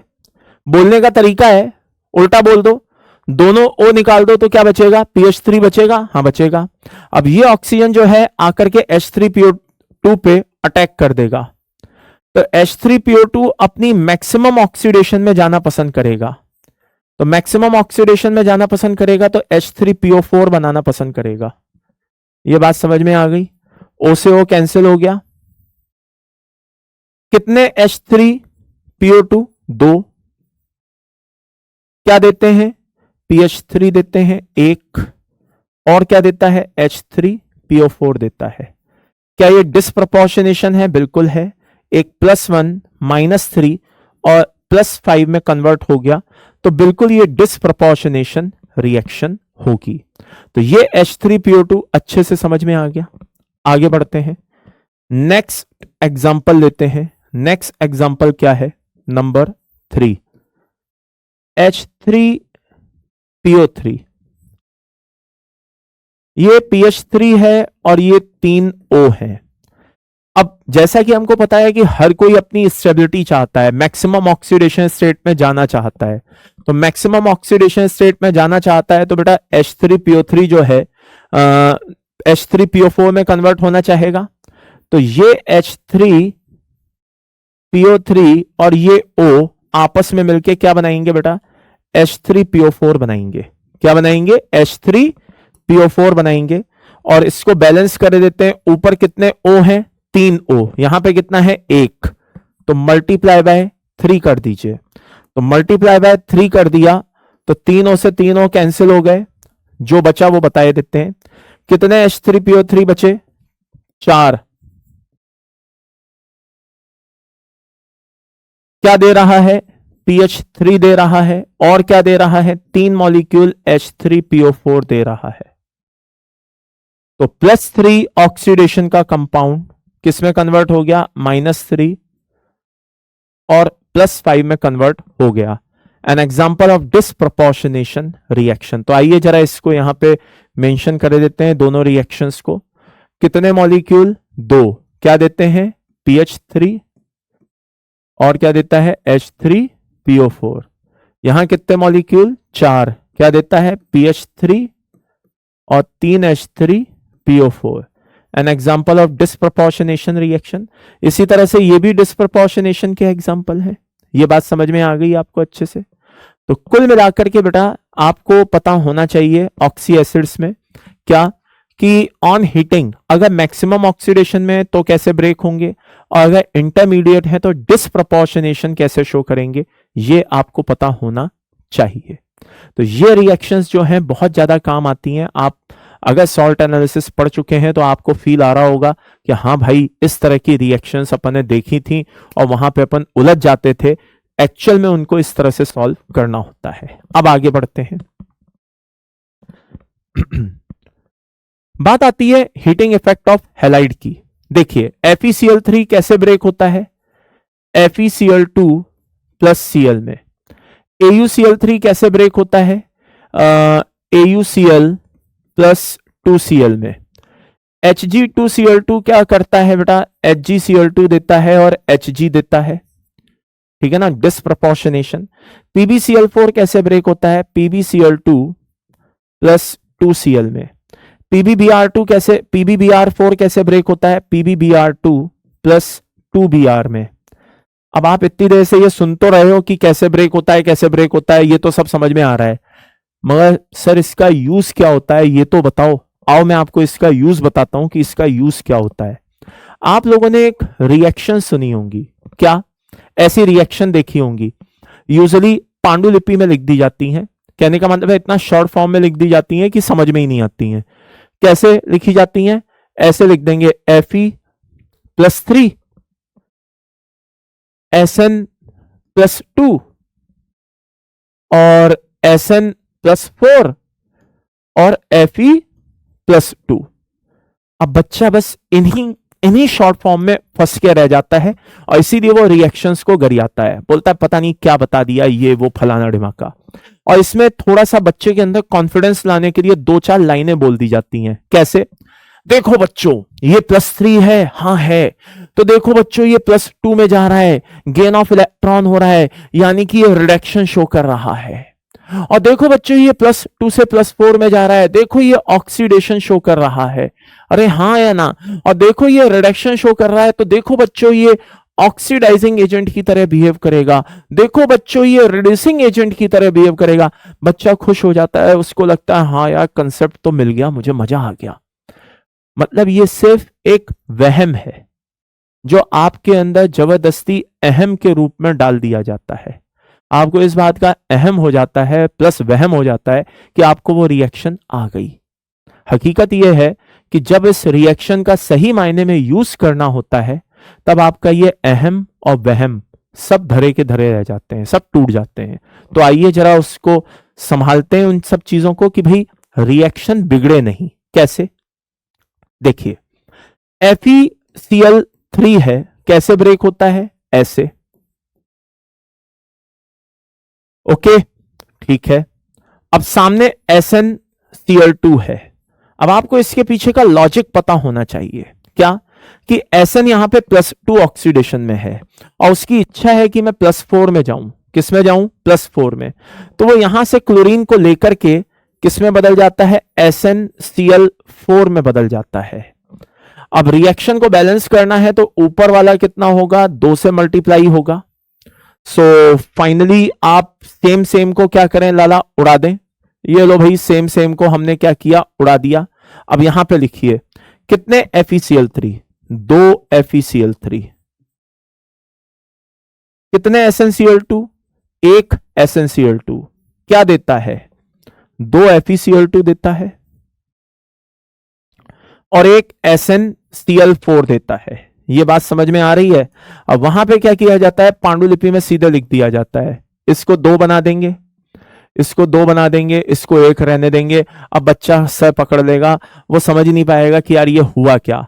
और वही कह रहा हूं ना, अहम और वहम लाने के लिए 2-4 लाइनें बोल देंगे अच्छी वाली, देखो ऑक्सीडाइजिंग, रिड्यूसिंग, ये वो। भाई वो एक्चुअल में रिएक्शन हो कैसे रही है? वो रिएक्शन हो रही है ऐसे। ये बात समझ में आ रही है? वो रिएक्शन हो रही है ऐसे। इस रिएक्शन का यूज होता है ये। अब आप क्या करें, यहां पे FeCl3 को बदलते जाएं, मतलब FeCl3 की जगह आप AuCl3 लाएं, सेम रिएक्शन। यहां पे आप PbCl4 लाएं, सेम रिएक्शन। यहां पे आप PbBr2 लाएं, सेम रिएक्शन। ये बात समझ में आ रही है? कहने का मतलब है हमें चीजों को रट्टा नहीं मारना है, हमें इस पैटर्न को फॉलो नहीं करना है, क्योंकि यह पैटर्न जिसके लिए समझाया जाता है वहीं तक का होकर के रह जाता है। जैसे ही रिएक्शन चेंज होती है, आप फिर बगले झांकना शुरू कर देते हो, मुंह ताकना शुरू कर देते हो कि अब क्या करें। तो भाई प्रोसेस ऐसा होना चाहिए कि एक रिएक्शन लगाई और उसके बेसिस पे 10 रिएक्शन सॉल्व हो जाएं। एक रिएक्शन समझी और 10 रिएक्शन हमारी सॉल्व हो जाएं। तो यहां पे बेटा ये फिक्स है, जितने भी आप देख पा रहे हैं ये फिक्स है मेटल हैलाइड, जिनका यूज किया जाता है रिएक्शंस के दौरान। और उनके ब्रेक होने का तरीका अब आपको पता ही है कैसे ब्रेक होते हैं।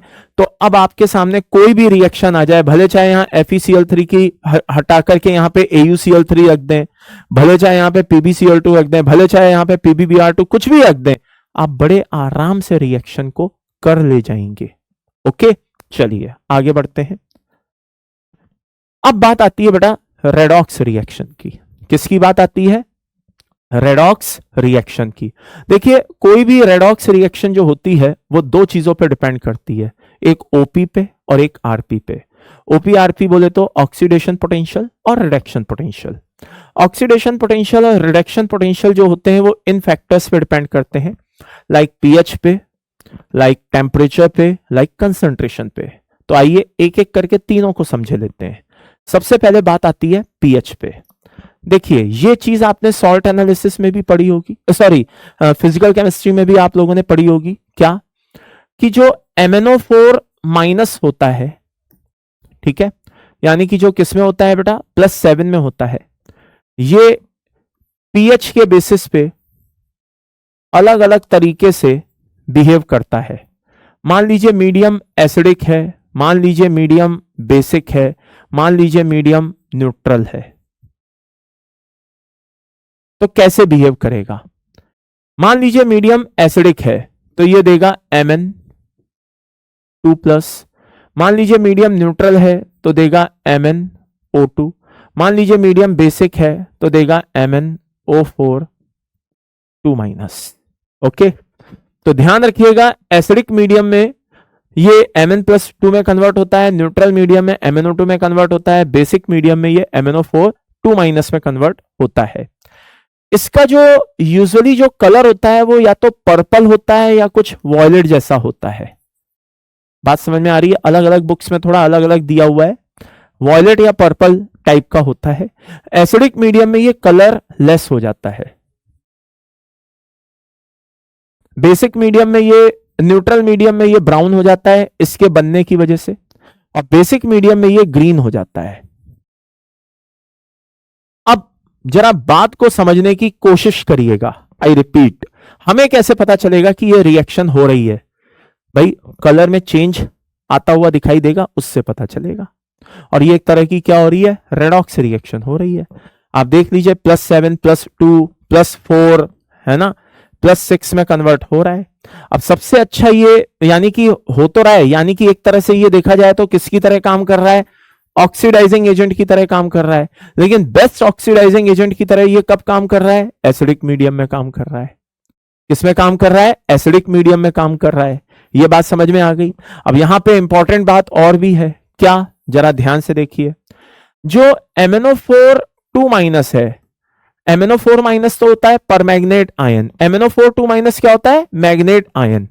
ये बेटा क्या होता है?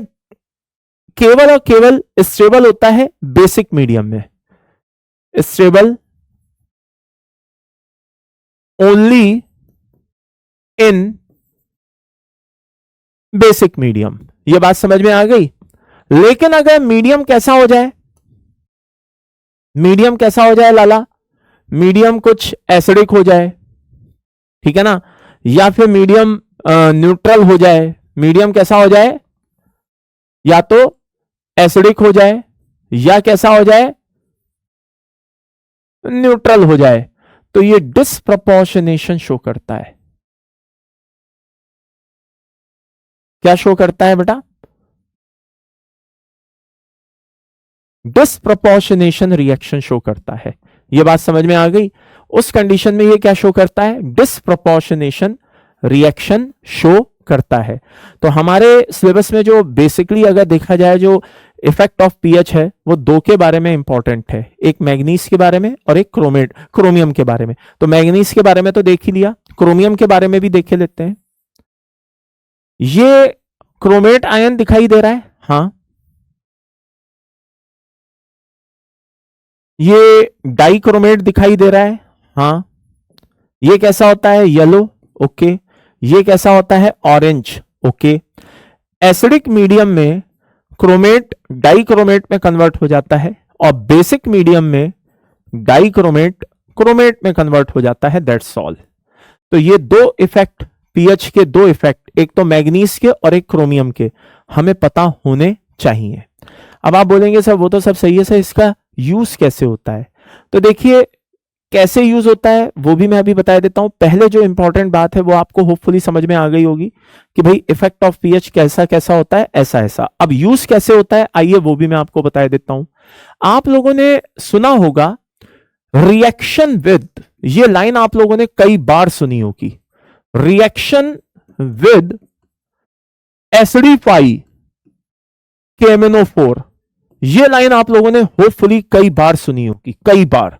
हाँ सर सुनी तो है, अगर सॉल्ट एनालिसिस पढ़ा है, अगर ब्लॉक केमिस्ट्री पढ़ी है तो ये लाइन आप लोगों ने कई बार सुनी होगी, reaction with acidify KMnO4। Organic में भी ये लाइन कई बार आई है। क्या कहते हैं आपके पीसी फिजिकल केमिस्ट्री में भी जब आप रेडॉक्स रिएक्शंस और सब पढ़ रहे होते हो वहां पे भी ये लाइन कई बार आई होगी। Reaction with oxidising acid reaction with acidify KMnO4, जो कि एक ऑक्सीडाइजिंग एजेंट की तरह काम करता है। किसकी तरह काम करता है? Act as oxidising agent. अब ये काम कैसे करता है आइए मैं आपको बताता हूं। ये KMnO4 है, हाँ।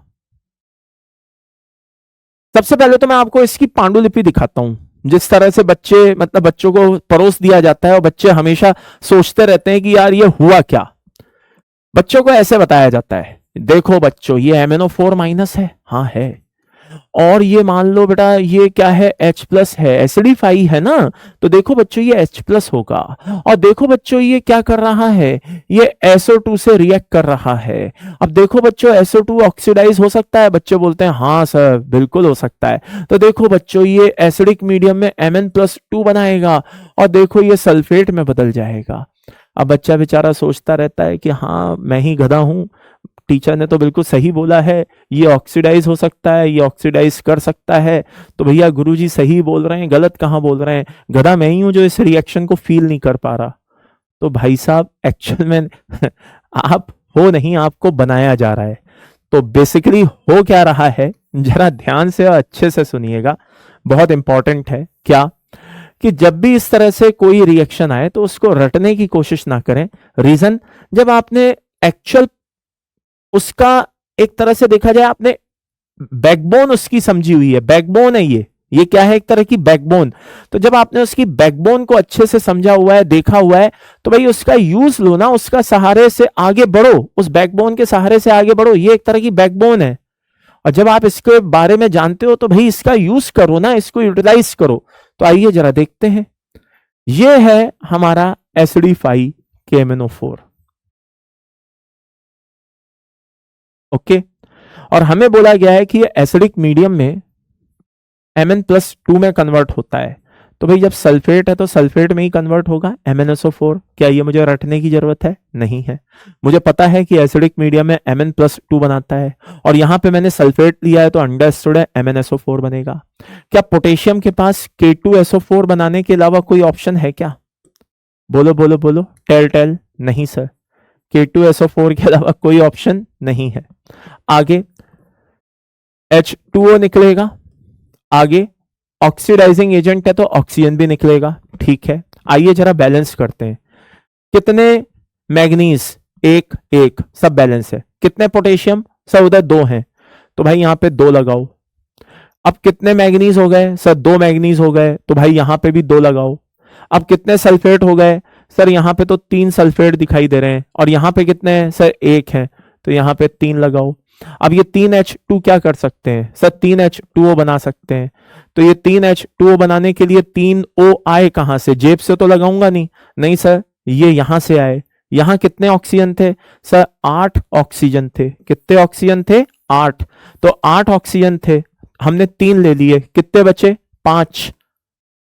ये लो भाई, चेक कर लो, सारी रिएक्शन बैलेंस हो गई एक झटके में। अब आप इसके सामने क्या करो, असली मैजिक तो यहां से शुरू होता है। अब आप इसके सामने क्या करो, अब आप इसके सामने लाओ SO3 2-, ओके, ये ऑक्सीजन को पाके किस में बदल जाएगा, SO4 2- में। आप इसके सामने लाओ NO2-, किस में बदल जाएगा, NO3-। आप इसके सामने लाओ HX, HX में X क्या होगा, क्लोरीन होगा, ब्रोमीन होगा, आयोडीन होगा, लेकिन फ्लोरीन नहीं होगा, बात ध्यान रखना। किस में बदल जाएगा, H2O प्लस X2 में।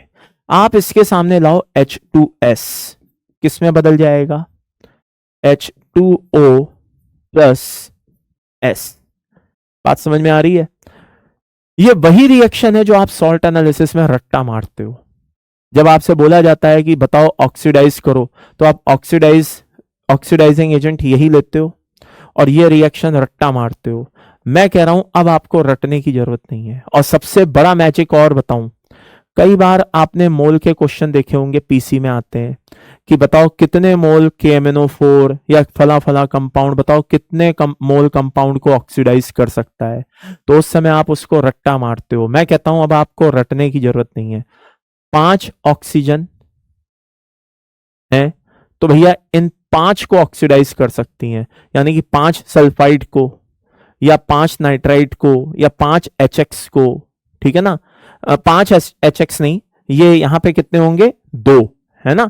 तो 10 HX को और एक H2, ये 5 H2S को इस तरह से ऑक्सीडाइज कर सकती हैं। यानी कि आपका क्वेश्चन तैयार हो गया। क्या, 2 मोल KMnO4, 5 मोल SO3 2- को, 5 मोल NO2- को, 10 मोल HX को और 5 मोल H2S को ऑक्सीडाइज कर सकते हैं।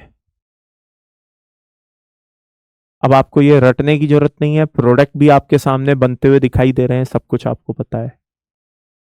अच्छा, कई बार प्रॉब्लम आती है, मान लो कार्बोनेट है तो क्या होगा, अरे भाई कुछ नहीं होगा, नो रिएक्शन। क्यों, जो अपनी मैक्सिमम ऑक्सीडेशन में है वो क्या रिएक्शन करेगा, जो अपनी मैक्सिमम ऑक्सीडेशन में है वो क्या रिएक्शन करेगा, वो कोई रिएक्शन नहीं करेगा। मेरे हिसाब से रटना बनता नहीं है। जो अपनी मैक्सिमम ऑक्सीडेशन में है वो कोई रिएक्शन करना पसंद नहीं करेगा।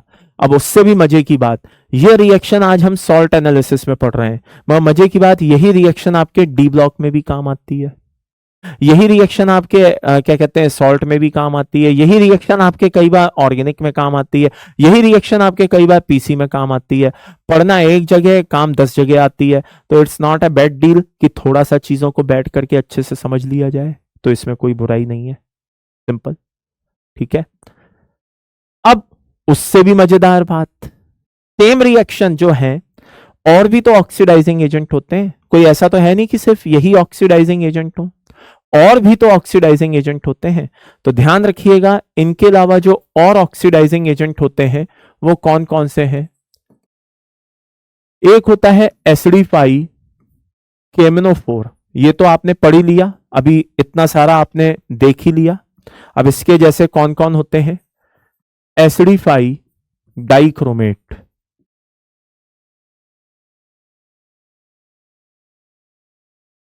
एसिडिफाई KiO3 यानी कि IO3- आयोडेट आयन, ठीक है ना। आप लोगों ने आयोडीन स्टार्च टेस्ट नाम सुना होगा। आगे उसके अलावा कौन होता है, Fe, ठीक है ना, ये भी एक ऑक्सीडाइजिंग एजेंट होता है। और देख लीजिए H2O2, ओजोन, ठीक है ना, ये सब ऑक्सीडाइजिंग एजेंट की तरह काम करने वाले होते हैं। आई रिपीट, ये सब किसकी तरह काम करने वाले होते हैं बेटा, ऑक्सीडाइजिंग एजेंट की तरह काम करने वाले होते हैं। इसके अलावा और देख लीजिए क्लोरीन वाटर या ब्रोमीन वाटर, ठीक है ना,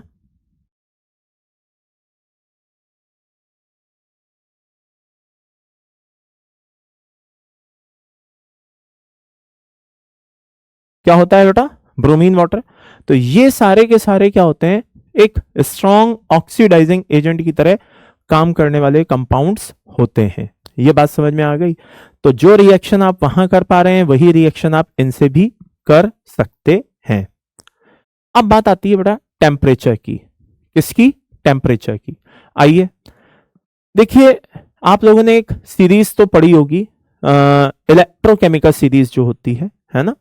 तो ली के काका नाना मंगोलिया है, मन जान के फेंका कार्ड को, निकले सुबह पंजाब, हुआ क्यों हंगामा आगे और। ये एक इलेक्ट्रोकेमिकल सीरीज होती है, ठीक है ना। ली के काका नाना मंगोलिया आए, मन जान कर फेंका कार्ड को, निकले सुबह पंजाब, हुआ क्यों हंगामा आगे और। ये एक पूरी की पूरी क्या होती है बेटा, सीरीज होती है। ओके, इस सीरीज में क्या होता है, जब हम ऊपर से नीचे इस सीरीज में जा रहे होते हैं तो ओपी कम हो रहा होता है और आरपी बढ़ रहा होता है, यानी कि ऑक्सीडेशन पोटेंशियल में इलेक्ट्रॉन देने के नेचर में कमी आ रही होती है और इलेक्ट्रॉन लेने का नेचर बढ़ रहा होता है। तो अब जरा इसको अपन टेम्परेचर से जोड़ करके देखते हैं कि भाई आखिरकार ये क्या काम कर रहा होता है। जरा ध्यान से और अच्छे से देखिएगा। होता क्या है कि मान लो हमने रैंडमली इसमें से कुछ मेटल उठाए, जैसे सोडियम ले लिया, मैग्नीशियम ले लिया, एल्यूमिनियम ले लिया और आयरन ले लिया। सोडियम इनमें सबसे ऊपर है, फिर मैग्नीशियम है, फिर एल्यूमिनियम है, फिर ये नीचे चले गए आयरन है। तो रैंडमली हमने इस तरह से कुछ मेटल ले लिए। अब जब हम इनकी रिएक्शन किससे कराते हैं बेटा, पानी से कराते हैं, H2O से इनकी रिएक्शन कराना चाहते हैं, तो क्या देखने को मिलता है कि ये कोल्ड वाटर से ही रिएक्शन करने को तैयार है और बड़े आराम से हाइड्रोक्साइड बनाने को तैयार है, और साथ में क्या निकल जाएगी बेटा, हाइड्रोजन निकल करके बाहर हो जाएगी। मैग्नीशियम की रिएक्शन देखते हैं तो मैग्नीशियम भी वाटर से रिएक्शन करने को तैयार है, लेकिन क्योंकि रिएक्टिविटी सीरीज में थोड़ा सा नीचे है, सोडियम के बाद है, इसका ओपी और कम हो गया है, तो ये ऑक्सीडाइज नहीं होना चाहता। ये तो 0 से +1 में बड़ी आसानी से कन्वर्ट हो गया, लेकिन ये +2 से 0 से +2 में कन्वर्ट होने में टाइम ले रहा है। तो हमने क्या किया, थोड़ा सा टेम्परेचर बढ़ा दिया। तो यहां पे हमने क्या किया, वार्म वाटर लिया। कैसा वाटर लिया बेटा, वार्म वाटर लिया, हल्का सा गुनगुना, ठीक है ना। तो यहां पे क्या हुआ, मैग्नीशियम हाइड्रोक्साइड बनकर के तैयार हो गया, हाइड्रोजन यहां भी निकली। एल्यूमिनियम और नीचे है, इसको तो पानी से रिएक्ट करने में और ज्यादा जोर आता है। तो ये क्या करेंगे, यहां पे हम थोड़ा सा हॉट वाटर लेंगे, तब जाके हम देखेंगे कि ये एल्यूमिनियम हाइड्रोक्साइड बना रहा है। ये बात समझ में आ रही है। और यहां पे आयरन है बेटा, जब हम इसकी रिएक्शन वाटर से कराते हैं तो यहां पे क्या होता है बेटा, पानी से तो ये रिएक्शन करने से मना कर देता है। तो यहां पे हम क्या लेते हैं बेटा, स्टीम। क्या लेते हैं, स्टीम। ये बात समझ में आ गई। तो स्टीम लेते हैं, तो स्टीम लेने पे क्या होता है, मिक्स ऑक्साइड बनकर के तैयार होता है Fe3O4, लेकिन हाइड्रोजन यहां भी निकलती है। तो इससे हमें क्या समझ में आ रहा है कि जैसे जैसे नीचे जाने पे ऑक्सीडेशन पोटेंशियल कम होता जा रहा है, हम टेम्परेचर बढ़ाते जा रहे हैं, जो ऑक्सीडेशन पोटेंशियल को क्या करता जा रहा है, कंपनसेट करता जा रहा है और उनको ऑक्सीडाइज करने में हेल्प कर रहा है। और यहां से एक और पॉइंट निकल करके सामने आता है कि मान लीजिए सामने कोई मेटल है, तो अगर वो पानी से रिएक्शन कर रहा है, इससे रिएक्शन कर रहा है H2O से, तो हाइड्रोक्साइड बनेगा। लेकिन अगर वो स्टीम से रिएक्शन कर रहा है, किससे रिएक्शन कर रहा है? स्टीम से, तो बेटा ऑक्साइड बनेगा। यह अलग बात है कि हाइड्रोजन दोनों कंडीशन में निकलेगी, इसमें कोई शक नहीं है, लेकिन अंतर है, पानी से रिएक्शन पे H2O निकलेगा, स्टीम से रिएक्शन पे ऑक्साइड बनेगा। यह बात समझ में आ गई? आगे बढ़ते हैं। अब बात आती है कंसंट्रेशन की। किसकी बात आती है? कंसंट्रेशन की। तो कुछ चीजें यहां पे मैं आपको बता रहा हूं, जब आप रिएक्शंस करने बैठेंगे तो आपको बहुत हेल्प मिलेगी, इसलिए वो मैं बहुत ही क्रिस्पी वे में आपको बहुत शानदार क्यूएसपीज बताने जा रहा हूं। क्यूएसपी बोले तो क्वेश्चन सॉल्विंग पॉइंट, और वो क्या है आइए जरा देख लीजिए। नंबर 1, पहला, बहुत ध्यान से देखिएगा, मेटल जो है above the hydrogen in reactivity series. क्या मतलब? अभी अभी मैंने ये रिएक्टिविटी सीरीज लिखी है, हाँ लिखी है। इसमें जो मैं मेटल लेने जा रहा हूं वो हाइड्रोजन से कहां होने चाहिए बेटा? ऊपर होने चाहिए। बात समझ में आ रही है? हाइड्रोजन से कहां होने चाहिए? ऊपर होने चाहिए। यानी कि लिथियम से लेकर के पीबी तक के जितने भी मेटल हैं, आई रिपीट जितने भी मेटल हैं, ठीक है ना, वो उन सबकी रिएक्शन अपन किससे करवा रहे हैं? उन सबकी रिएक्शन हम नॉन ऑक्सीडाइजिंग एसिड से करवा रहे हैं। किससे करवा रहे हैं? नॉन ऑक्सीडाइजिंग एसिड से करवा रहे हैं। अब बात आती है नॉन ऑक्सीडाइजिंग और ऑक्सीडाइजिंग एसिड कौन कौन से हैं, वो भी मैं आपको बता देता हूं। ऑक्सीडाइजिंग एसिड है अपना HNO3, ठीक है ना, भले चाहे वो डाइल्यूट हो, भले चाहे वो कंसंट्रेटेड हो। और अपना H2SO4, H2SO4 में केवल कंसंट्रेटेड एसिड को ही हम ऑक्सीडाइजिंग एसिड मानते हैं। नॉन ऑक्सीडाइजिंग एसिड में क्या है? नॉन ऑक्सीडाइजिंग एसिड में है HCl, भले चाहे वो डाइल्यूट हो और भले चाहे वो कंसंट्रेटेड हो। और डाइल्यूट H2SO4 को भी हम नॉन ऑक्सीडाइजिंग एसिड मानते हैं। क्या मानते हैं? नॉन ऑक्सीडाइजिंग एसिड मानते हैं। यह बात समझ में आ गई? तो यहां पे हम नॉन ऑक्सीडाइजिंग एसिड की रिएक्शन करवा रहे हैं। क्या देखने को मिलेगा? सॉल्ट बनेगा और हाइड्रोजन बनेगी। अब आप बोलोगे सर इसकी कोई रिएक्शन बताओ। याद करो, आपने जब भी जिंक है या कोई भी ऐसे मेटल उठाए होंगे जो रिएक्टिविटी सीरीज में क्या होते हैं? हाइड्रोजन से ऊपर होते हैं। तो जब भी आप उनकी रिएक्शन HCl से कराएंगे तो आपने देखा होगा सॉल्ट बना होगा, और क्या बनते हुए देखा होगा? हाइड्रोजन। आइए आगे बढ़ते हैं। क्यूएसपी नंबर 2, क्यूएसपी नंबर 2 है, मेटल आपने लिया है, यहां पे मेटल जो है वो below the PB, sorry below the hydrogen in reactivity series, और ये नॉन ऑक्सीडाइजिंग एसिड है। आंसर होगा बेटा नो रिएक्शन। क्या मतलब? याद करिए, आपने जब डी ब्लॉक पढ़ा होगा तो उसमें आपने देखा होगा जो Ag है मेटल, जब आप उसकी रिएक्शन HCl से कराते हो तो वो मेटल HCl से कोई रिएक्शन नहीं देता। आप डाइल्यूट H2SO4 की रिएक्शन मेटल से कराते हो, कोई रिएक्शन नहीं देता। बस अंडरस्टूड है क्या? कि वो, ये बात ध्यान रखना कि वो मेटल रिएक्टिविटी सीरीज में हाइड्रोजन से कहां होना चाहिए? नीचे होना चाहिए। आप कॉपर की रिएक्शन करा दीजिए, HCl से कोई रिएक्शन नहीं देगा। तो ध्यान रखिएगा, जो नॉन ऑक्सीडाइजिंग एसिड है वो इस रिएक्टिविटी सीरीज के अकॉर्डिंग, किसके अकॉर्डिंग? इसके अकॉर्डिंग। आप ध्यान से देख लीजिए, हाइड्रोजन से ऊपर वालों के साथ तो रिएक्शन देते हैं, हाइड्रोजन से नीचे वालों के साथ रिएक्शन नहीं देते हैं। एक साथ आपकी ना जाने कितनी रिएक्शंस हैं जो कवर हो गई। आप चेक कर लीजिए, या आपने S block, P block, D block में कई बार ऐसी रिएक्शंस देखी होंगी, जब आप वहां पे रट्टा मारते होंगे, अबे यार ये तो HCl से रिएक्शन नहीं दे रहा, अबे यार ये तो रिएक्शन दे रहा है। तो अब रटना बंद, आपके पास सीधा सा कंसेप्ट है। आगे बढ़ते हैं। अगला पॉइंट आता है, कहां गया? हाँ, नेक्स्ट पॉइंट क्या आता है, जरा ध्यान से अच्छे से देखिएगा, बहुत ध्यान से। क्यूएसपी नंबर 3, मेटल, ठीक है ना, above the Pb in reactivity series. अब यानी कि यहां पे हमने वो वाले मेटल लिए हैं जो रिएक्टिविटी सीरीज में कहां होते हैं, पीबी से ऊपर होते हैं। जब आप इनकी रिएक्शन ऑक्सीडाइजिंग एसिड से कराते हैं तब क्या होता है, जरा ध्यान से देखना। ये मेटल है, हाँ, ये HNO3 है, ओके। अब ऑक्सीडाइजिंग एसिड जो होते हैं वो कंसंट्रेशन के बेसिस पे कई तरह के होते हैं। एक 70% वाले होते हैं, एक 20% वाले होते हैं और एक 6% वाले होते हैं। अब आप बोलोगे सर ऐसा तो हमने कभी नहीं सुना। अब सुना या नहीं सुना मुझे नहीं पता, लेकिन आपने, मैं दावे के साथ कह रहा हूं आपने सुना है, लेकिन अलग तरीके से सुना होगा। कैसे?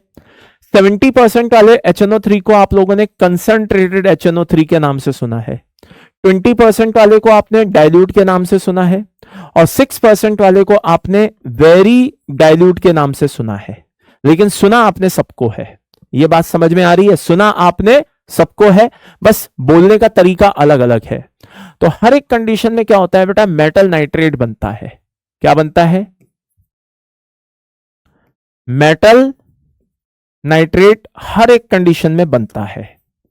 ये बात समझ में आ रही है? मेटल नाइट्रेट हर एक कंडीशन में बनता है, बस बाई प्रोडक्ट बदलते जाते हैं। यहां NO2 बनता है, यहां N2O बनता है, और यहां अमोनिया बनता है। क्योंकि अमोनिया बेस है और मीडियम एसिडिक है, तो ये फाइनली NH4NO3 में कन्वर्ट हो जाता है। फाइनली NH4NO3 में कन्वर्ट हो जाता है। इसके बाद बात आती है नंबर 4। क्या? कि मेटल है, और मेटल कौन सा लिया, Pb, और below the Pb in reactivity series. तो जब आप इसकी रिएक्शन वही HNO3 से कराएंगे,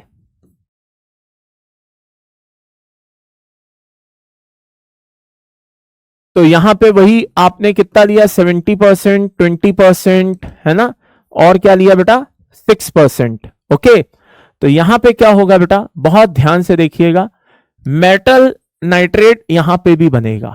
आई रिपीट, मेटल नाइट्रेट यहां पे भी बनेगा। ये बात समझ में आ रही है? Okay, wait a minute. Metal nitrate वहां पे भी बनेगा, यहां पे भी बनेगा। यहां पे बाई प्रोडक्ट वही बनेगा जो पहले बनता था, NO2, ओके, लेकिन यहां पे बनेगा NO, और यहां पे तो कोई रिएक्शन ही नहीं हो पाएगी। यानी कि जैसे जैसे हम नीचे जाते जा रहे हैं, मतलब मेटल की रिएक्टिविटी इतनी पुअर होती जा रही है कि बताओ वो ऑक्सीडाइजिंग एसिड जैसों से भी रिएक्शन नहीं करना चाहता। ये बात समझ में आई? तो ये वो कुछ पॉइंट्स हैं जो आपको रिएक्शन करने में क्या करते हैं बेटा, हेल्प करते हैं। अब बात आती है नंबर 5 की। अभी तक जो हमने रिएक्शन देखी वो किसकी देखी, मेटल्स की। जरा नॉन मेटल की भी देखे लेते हैं। मान लीजिए नॉन मेटल है और इधर नॉन ऑक्सीडाइजिंग एसिड है, तो भैया ये तो हाथ जोड़ लो, रिएक्शन नहीं देते। आपने बोरॉन फैमिली पढ़ी होगी, बोरॉन फैमिली में आपने देखा होगा HCl है, answer no reaction. Dilute H2SO4 ले आओ, आंसर नो रिएक्शन। ठीक है ना, मतलब नॉन मेटल्स जो है नॉन ऑक्सीडाइजिंग के साथ रिएक्शन नहीं देते। लेकिन वहीं पे अगर नॉन मेटल के सामने किसको ले आओ, ऑक्सीडाइजिंग एसिड को ले आओ, तो रिएक्शन हो जाती है, और क्या बनता है, एक ऑक्सी एसिड बनकर के तैयार होता है। इमेजिन करिए कि फास्फोरस है, तो क्या बनाएगा, H3PO4। ठीक है, आयोडीन है तो क्या बनाएगा, HiO3। ये बात समझ में आ रही है? इसी तरीके से इमेजिन करिए कि यहां पे कार्बन है, तो क्या बनेगा, CO2 प्लस H2O। क्यों सर, अरे वो कार्बोनिक एसिड थोड़ा वीक होता है इसलिए। आगे इमेजिन करिए बोरॉन है, क्या बनेगा, boric acid H3BO3। Very simple. तो ये एक ऑक्सी एसिड बना पाते हैं। ये बात समझ में आ गई? तो by the end summary is this, ये हमारी कुछ मेन टाइप्स ऑफ रिएक्शंस थी। और जब आप इन रिएक्शंस को अच्छे से एग्जीक्यूट करना सीख जाएंगे, थोड़ा सा प्रैक्टिस मांगती हैं ये चीजें, आप इनको रिएक्शंस को अप्लाई करके देखिए, जो आज तक आपने इतनी सारी रिएक्शंस पढ़ी थी उन पे अप्लाई करके देखिए, आपको अपने आप चीजें स्मूथ होती हुई नजर आएंगी। भले चाहे एनायन आप कोई भी ले आइए, कोई भी, इतना बड़ा सॉल्ट एनालिसिस है उसमें कहीं से कुछ भी ले आइए, इन रिएक्शंस के बाहर से कोई रिएक्शन नहीं आती, फिक्स है बेटा ये। तो मिलते हैं बेटा, टेक केयर, बाय बाय। अगले सेशन में थोड़ा क्वेश्चंस के साथ मिलेंगे और मैं आपको बताऊंगा इन रिएक्शंस को एग्जीक्यूट करते हुए वो क्वेश्चंस मैं आपको सॉल्व कराऊंगा, पीवाईक्यूज आपको बताऊंगा, देखो किस किस तरह की रिएक्शंस पूछी गई हैं। मिलते हैं बेटा, टेक केयर, बाय बाय।